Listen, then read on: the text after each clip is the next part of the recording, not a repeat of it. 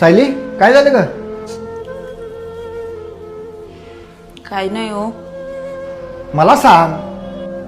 सासूबाई माझ्यावर सारखं चिडचिड करत असतात. मला वाटेल तसं बोलत असतात. का?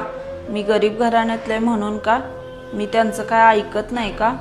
चांगलं सांगितलं तर माणूस ऐकतंय ना. काहीच बोलत नाहीत चांगलं. काही विचारायला गेलं की चिडचिड करतात. वाटेल तसं बोलतात. असं का? माहिती आहे मला चिडचिड करायला लागली ती. मला एक सांग, तुझ्या आई ज्या वेळेला तुझ्यावर चिडचिड करत होती त्यावेळेला तू काय करत होतीस? तिला समजूनच घेत होतीस ना. तसंच आत्तासुद्धा तिला समजून घे. कारण उतरतं वय आहे. ह्या वयात चिडचिड होणं हे स्वाभाविकच आहे. ह्या वयात आपण सुद्धा कधी ना कधी जाणार आहे. त्यामुळे तिला समजून घे.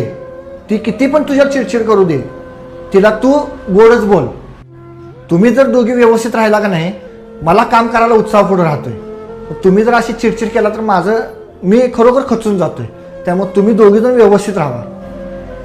तुम्ही दोघीजण एकत्र व्यवस्थित राहिला तर मी काय तर करू शकणार आहे. जर तुम्ही सारख्या दोघीजण भांडत राहिला तर माझ्या या कामावर परिणाम होणार आहे. तुम्ही चांगलं राहा. बरोबर आहे तुमचं. त्यांनी किती जरी माझ्यावर चिडचिड केली ना, तरी मी आता त्यांच्याशी गोडच बोलणार आणि त्यांची सेवा करणार.